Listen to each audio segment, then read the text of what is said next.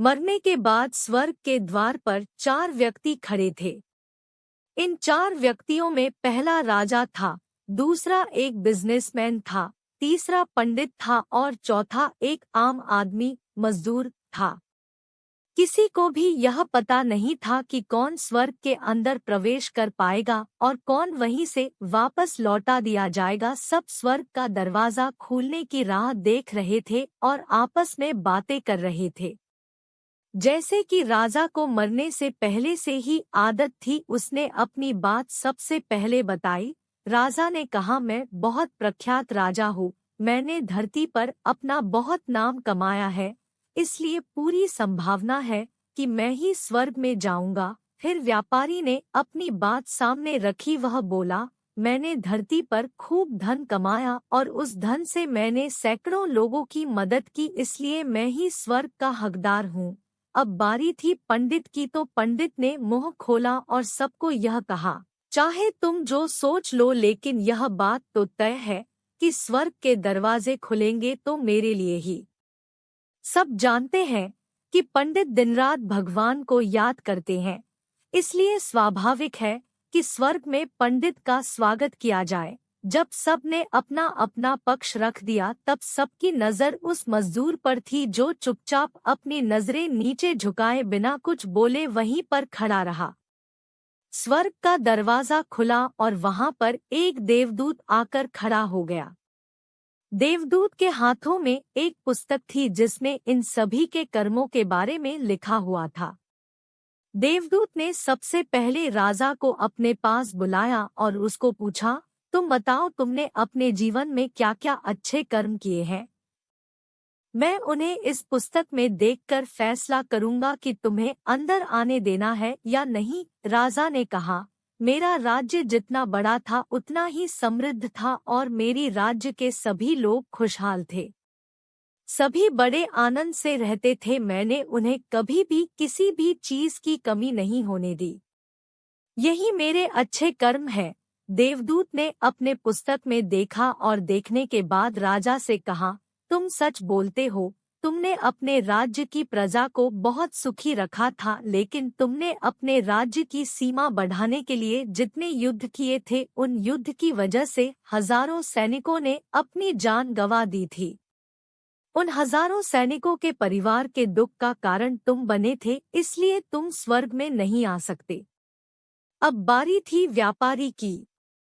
व्यापारी से जब देवदूत ने पूछा कि तुम्हारे अच्छे कर्म क्या है, तब व्यापारी ने उससे कहा, मैंने सैकड़ों लोगों को खाना खिलाया है, कई आश्रमों में दान किया है, कई निराश्रित लोगों के लिए घर बना कर दिया है, यह मेरे अच्छे कर्म है। देवदूत ने फिर से अपने पुस्तक में ध्यान से देखा और देखने के बाद व्यापारी से कहा, तुम्हारा कहना भी ठीक है कि तुमने बहुत दान धर्म किया है, लेकिन यह दान धर्म तुमने जिन पैसों से किया है, उन पैसों को कमाने के लिए तुमने न जाने कितने झूठ बोले हैं, कितनी हेराफेरियां की है और कितनी मिलावटें की है, इसलिए तुम भी स्वर्ग में नहीं आ सकते। जब पंडित से यही सवाल किया गया तो पंडित ने बड़े ही आत्मविश्वास के साथ कहा, मैंने अनगिनत लोगों को ज्ञान दिया है, हजारों यज्ञ और पूजाएं की है और दिन रात भगवान का जाप किया है। इससे अच्छे कर्म और क्या ही हो सकते हैं। देवदूत ने अपनी पुस्तक के अंदर झांक कर देखा और पंडित से कहा, आपने जितने भी लोगों को जो भी ज्ञान दिया है, उन बातों पर खुद कभी अमल नहीं किया। आपने यज्ञ, पूजा या भगवान का नाम निस्वार्थ भाव से कभी नहीं लिया, इसलिए आपका भी स्वर्ग में आना प्रतिबंधित है। मजदूर यह सब देखकर हैरान था। वह अब तक जिन्हें महान समझता आ रहा था, उनकी व्याख्या स्वर्ग के दरवाजे पर आकर बदल गई थी। धरती पर जिन कामों को अच्छा समझा जाता है, उनका यहाँ पर कोई मूल्य नहीं था। यमदूत ने जब इस मजदूर को अपने पास बुलाया और इससे पहले कि वह उससे उसके अच्छे कर्मों के बारे में पूछता, मजदूर बोल पड़ा, प्रभु, मैं जानता हूँ कि मैं भी स्वर्ग में आने के लायक नहीं हूँ, लेकिन मैं फिर भी एक बार बाहर से ही स्वर्ग को झांक कर देखना चाहता हूँ, बस इससे ज्यादा मेरी कोई इच्छा है ही नहीं। क्योंकि ऐसी इच्छा पालने के लिए मैंने जीवन में कुछ भी नहीं किया है। मैं पूरा दिन मेहनत करता और जो भी पैसे कमाता उन्हें अपने परिवार के पालन पोषण में खर्च कर देता, इसलिए दान धर्म के लिए कुछ बचता ही नहीं।